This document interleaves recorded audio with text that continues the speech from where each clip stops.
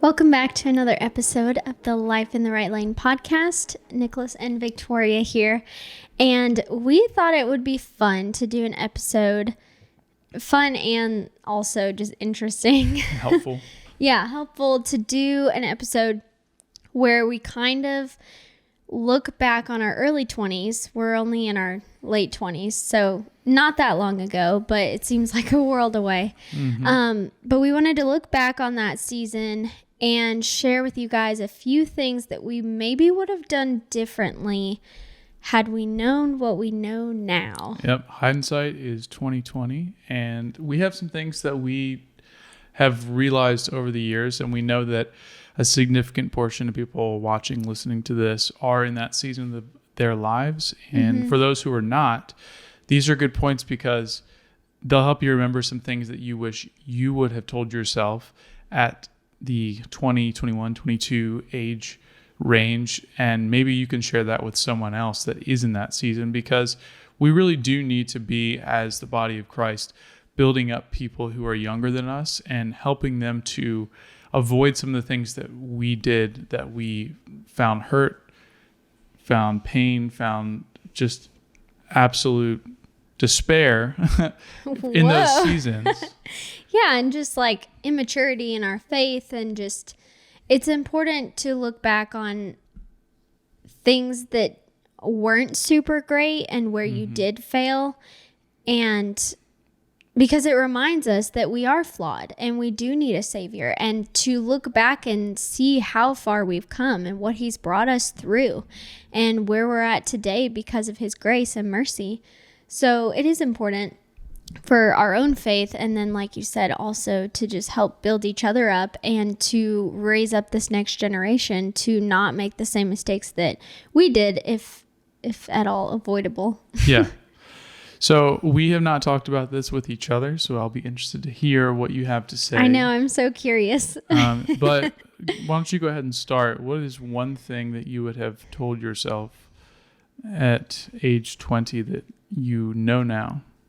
So I think the first thing that I would say is, to put it as concisely as I can, I would say that if I could go back, I would have not played the victim card as much as I did.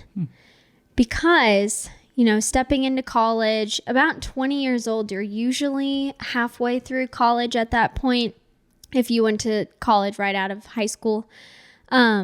Or if you didn't go to college, you're pretty new to the workforce. Yeah, only a couple of years. Yeah. And so I was still like figuring out a lot of things, as most of you know when you were 20, or if you are 20. And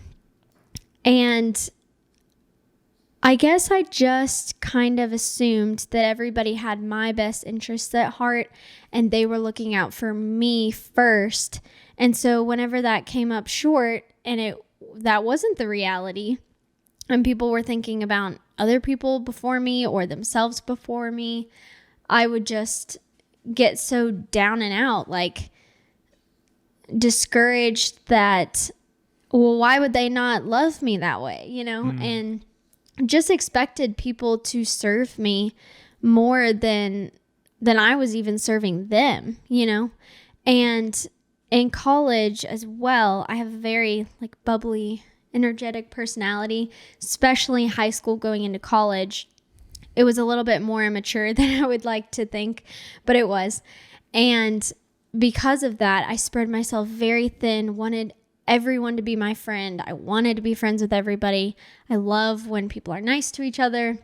It's just my personality. But again, being in the immature season that I was, and in my faith, I ended up having no friends at the end of the day. And I would think that it was everybody else's fault, until one night I was on a walk and I called my oldest brother and was telling him how I'm just so confused, why I can't connect with anybody, why nobody is in my corner at all times. I feel like everybody is kind of sectioned off in their group of friends. And I was in a sorority and everything, was involved in a ton. But I felt at the same time, at the end of the day, nobody was really in my corner. Like nobody really had my back like they had their friends' backs.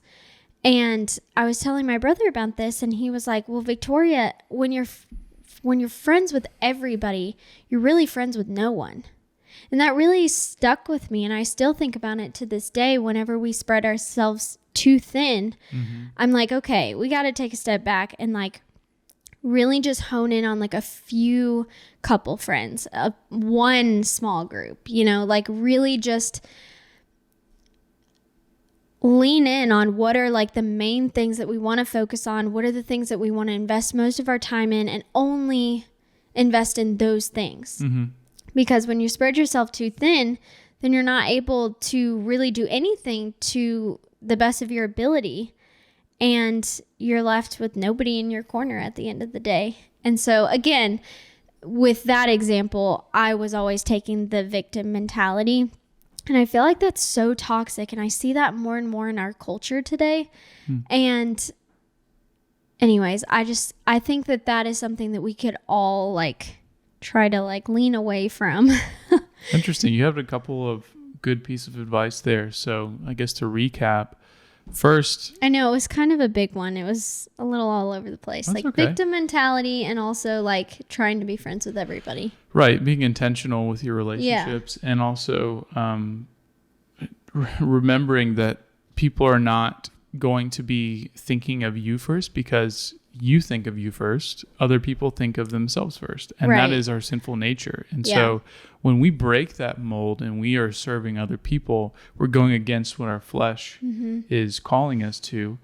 But we have to remember that we are living in the world. And so if you're expecting as a 20-year-old person that the world is just going to cater to whatever you want, everything's going to work out well, you really need to recalibrate and remember where you're living, because you're not in the perfect place yet.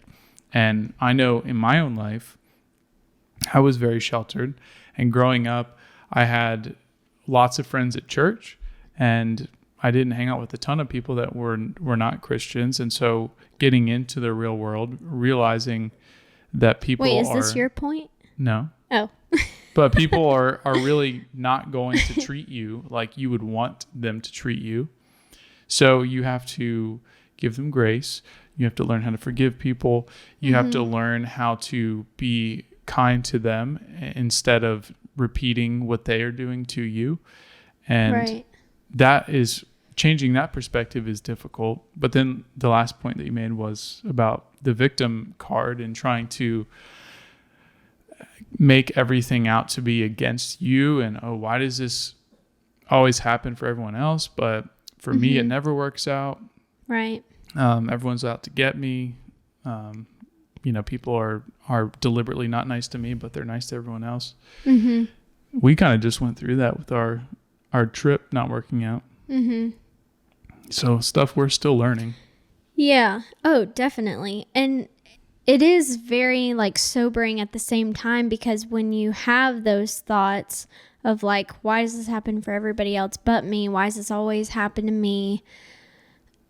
It reminds you how selfish and self-centered our thinking really is, that it all has to be about us, in learning that lesson, it's helped me be more inward thinking and reflective of, well, what am I doing to serve that person? Like, why am I expecting them to do this for me when I haven't done anything for them? You know what I mean? So it helps like shift your perspective a little bit. So that was definitely a lesson that I had to learn the hard way. And I remember that sophomore year was really tough. Like, I didn't have many friends that year because of that reason. So definitely a hard lesson to learn, but I'm so glad I learned it, because now I'm able to really hold those thoughts captive when they come and change it from being mad about someone not doing something for me, but instead doing that same thing for them, regardless of the fact that they didn't do it for me. Oh, that's a good point. I mean? That's a really good point. Something that I think I could learn there too. Thank you for that advice. You're welcome. Free of charge. Thank you. What's your point? My first one was, it really goes along with your relationships, intentional relationships.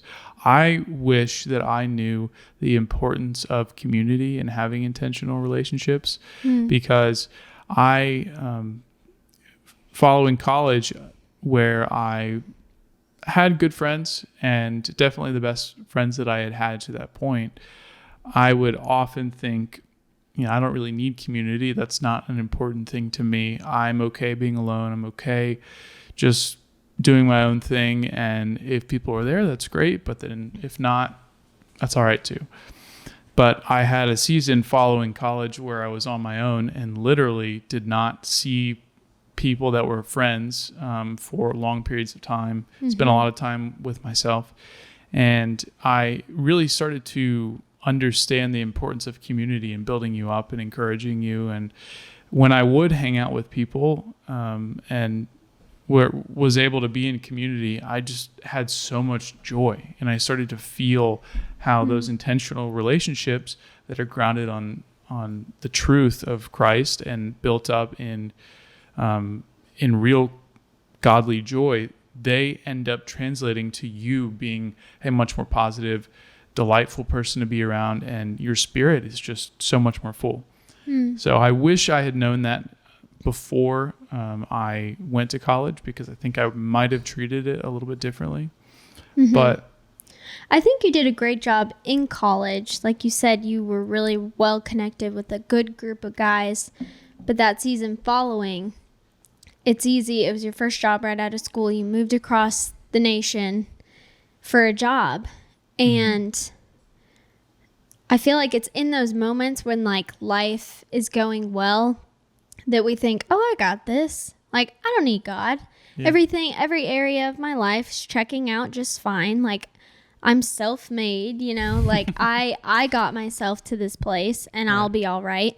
And so I feel like it's in those seasons when we tell ourselves we don't need community and we're fine on our own. And that's when the devil, if he can get you isolated, that's when he can really start to get you to believe the lies. Yeah. And because you're alone and you don't have any other like wisdom coming in, outside perspective into your life coming in. You're alone with your thoughts, and that's when he can really creep in. And so I feel like that was a really hard season for you because you didn't have those people around you that were life-giving and speaking into you and really building you up into who God intended you to be. So yeah, that definitely is something that like follows us to this day.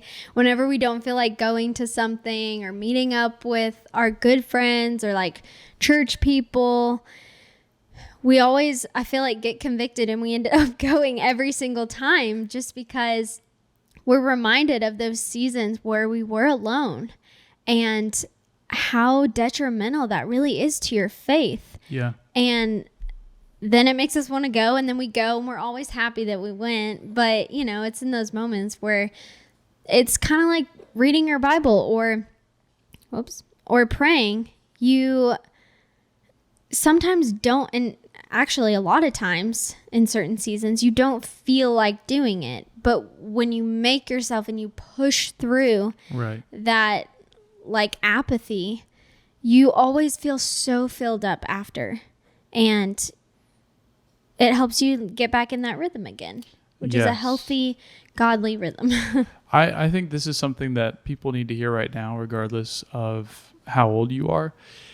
As our world changes every single day and it becomes more and more convenient for you to be at home, to not talk to anyone, to shop online, to tune into church over the computer, understand that God did not design this world for you to be afraid, locked in your home, and not have a sense of community. Now, I understand that there are concerns that are very legitimate about safety and health concerns, but you need to be pursuing community in any way possible, because we will reach a point where we are starting to be able to gather together and there is no worry.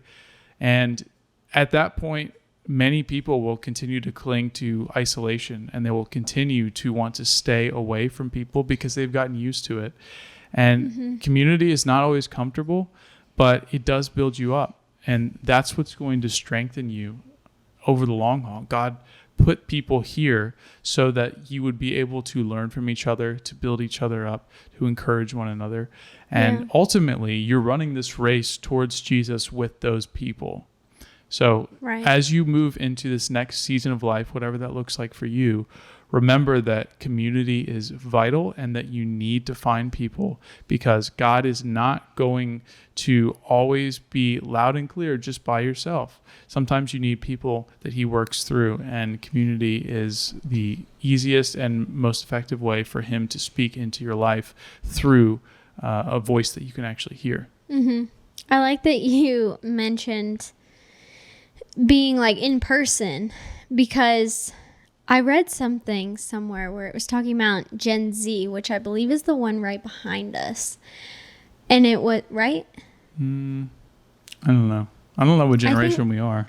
We're millennials. I don't think so. Are we? Yeah, we are. See, the cutoff keeps changing. Sometimes it's 1994. Sometimes it's 1995 or 96. I think it's 96 is the cutoff. That's when Gen Z starts. Okay. So we're both millennials, 94 and 95. I'm older, guys, only by 4 months. It's okay. But it was something crazy, some statistic where it was like over 70% of Gen Zers don't feel comfortable having like dating, getting their driver's license, having like an in-person conversation with someone, like to get to know someone, like because it's all over the phone and over digital. And so you don't ever have to like interact with someone face to face. So then you know, like say I had a crush on you and we're texting, but then we see each other in person and act like we don't know each other. Like we've all been there, like middle school. But it's becoming like a crippling thing now. Mm-hmm. And that just, again, like I'm not trying to hate on Gen Z generation, but especially because that's who we're talking to right now. Well, yeah, but it just reiterates this point in my head where it's like this need for community is so vital, and not just over the phone, not just like, I know everybody has their opinions on online church, but it's just not the same. Like we can all agree on that, I think. I'm not saying that it's not as like holy or righteous or whatever you want to fill in the blank with, but we can all agree that it's just not the same. Well, my opinion, which I will share because this is our show, is that no one asked, but that's okay. Online church is driving you to become a consumer of church and not a contributor. That's a good point. Yeah. You need to be in community in person because you are called to be the church. And many people who go to online church, and maybe you go to online church in another state, another city, another country, who knows, you don't feel invested in that church. You might give to that church, but how are you contributing to the body? How are you developing relationships with other church members? You're not. And if you are, it's very difficult because you have to do everything over the computer, which is a temporary solution at best. So remember that overall, you're supposed to be contributing to church. And when you are actually with people, and when you are there for people and you're serving people, you're able to be the body of Christ. Yeah, I agree. And that's honestly when the Lord can work on our hearts most, is when we're giving. And that's when we honestly feel more filled up than if we are receiving. Right. But yeah, you're exactly right. Like we are the church. So what are we doing to serve other people and to be the hands and feet for the people in our community? You can't do that from behind a screen and not have like any connections, you know? It's very tough. Yeah. Okay. So my second point, because we got to move on.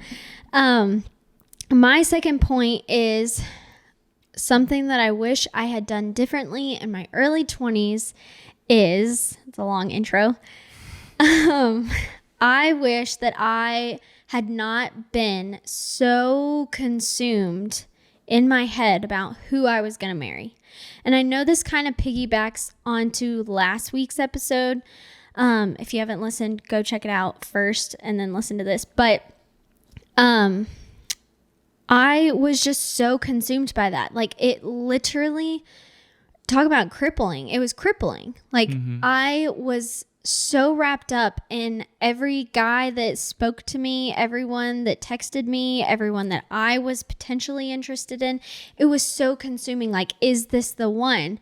And I think it really hindered me from having real connections with both guys and girls, like healthy, like boundaries with guys, but healthy guy friendships and healthy girl friendships, and going deeper with those people, because I was just so wrapped up in who I was going to marry. And thankfully, I think I tried to like push those thoughts aside as much as I could in the moment during those 4 years. And I'm thankful for that, because looking back, I'm like, I didn't meet my husband in college. So I could have potentially wasted 4 years of my life being so consumed by a potential thing happening that ended up not even happening. Like, it's totally okay to come out of school and be single, or just be dating someone, or just starting a relationship, or, whatever it may be. I think sometimes we start to see our friends get married off like their senior year, or right out of school, they're planning a wedding for that summer right after you graduate, or whatever it is.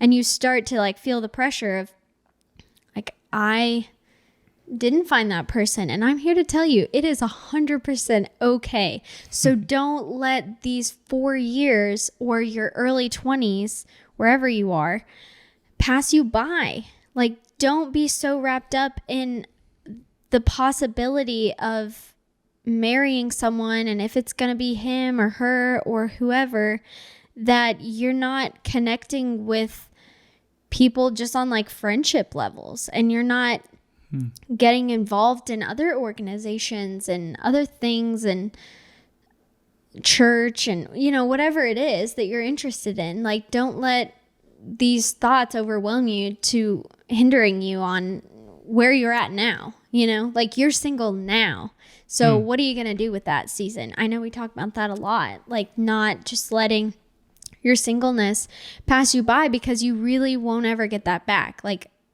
even if you got married later in life, you still will be married longer, most likely. You still will be married longer during the span of your life than you will be single. So it's like, don't let that season just go to waste.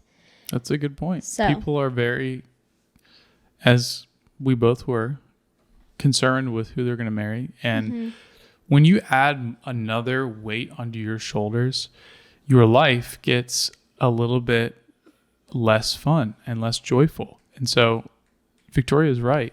You need to be Thank you. not putting that weight on yourself. Remember that even if you don't know where your spouse is, God does. And he is not dependent on you to be able to find that person. He will do it himself. That's a really good point. It does take the pressure off of you when you acknowledge and truly believe that God is sovereign over your life. He is all knowing. He's all powerful, and he wants what's best for you. So like, you can take the hand off the wheel and let him have the control of your life, and believe that in the right timing, God will bring you a suitable life partner for you. Like, it really does take the pressure off. And I wish that I had known that, because I felt like it was my duty and my job to seek out this person and then let him pursue me. But I had to find him first, right. And I'm so glad I didn't waste away the entire 4 years, but I did waste a lot of time mulling over the what ifs about a potential person, or whether or not they were the one. And when in all actuality, I mean, just get involved. Get involved and don't worry about the rest, because God will bring you that person if you are doing healthy things and living for him. Right. He will not, if that is in his will for your life. Yeah, he's got it under control. There's no need for you to be stewing over it. Mm-hmm. You only get to be in your early 20s once in your life. So make the most of it. Yeah. My second thing that I would tell myself, and this is very practical, extremely practical actually, is you need to have better posture. What? No joke. So I actually Why am I not surprised? I got hurt because my posture was so bad that when I was going to the gym, I'm like checking myself right now. My body was in such a bad position that eventually it just broke. And so there's a muscle in my back that tore, and that I had to, like, I couldn't hold something straight out in front of me because I didn't have enough strength. So this is very practical, and especially for Gen Z people who have grown up like this. Let me just give you a quick... Wait, they didn't see that. Show your neck. So my neck is going to be your going neck goes forward. out. They call it tech neck, actually. Your neck did look like that. I've seen pictures. It was bad. It was really bad. So your neck goes forward, your chin sort of sticks out. But then you're looking down your too, shoulders right? come up and they're rolled forward. I It's do really that. bad. And so your shoulders get into a place where you're sort of putting your back at risk. Anyway, I would have told myself to start looking into how to fix some of these things. And for me, I could go on for a long time about this. It's But true. the most important things are really just hold your phone at eye level. Try to pull your shoulders back when you're sitting up and engage your core a little bit. And then recognize when you're leaned over and hunched over too much. Right. And I say all this because what you establish as your habits in your early 20s will carry with you the rest of your life. And technology is not going to go away. So you will likely be in the same habits on interacting with technology or reading books from when you start in your 20s and earlier, through your life. So this is my PSA. If I had known about how important my posture was, I would have saved myself many years of pain and suffering. And we're called to take care of our bodies. Mm-hmm. And for one person who has a body, to you, I recommend that you will just look at it, look into it. Okay. But now, that sparked so much interest for you and just like health and fitness and well-being. And now you're a corrective exercise certified. Well, the other a personal thing, trainer. if I had to give another one, I would say Number 5. the things that you run into as far as your struggles, challenges, God will use them for good. Mm-hmm. And he used that injury to transform my life and take me a direction I didn't know that I was going to go. And now you're getting to use that knowledge to help other people. Right. Yeah, that's a good point. So as you go through those trials, be thankful that God was with you during that time, but also look for ways to use them, because there's a saying that is controversial that it shouldn't waste a good crisis. But it is true that God will use everything. And so as you go through things and hard times, look at how you can address them. Victoria and I started this podcast because we did not date well, and we wanted to have a podcast. Other people, not each other. Yeah, we did. But we did not have good conversations. We did not date well. So it was important for us to be able to share that with other people and talk about some other things. So anyway, we are almost out of time. Our camera's about to turn off here. But thanks for listening to the Life in the Right Lane podcast. If you haven't already, give us a review on Apple. We're very thankful for you, and hopefully this is helpful, and keep living life in the right lane.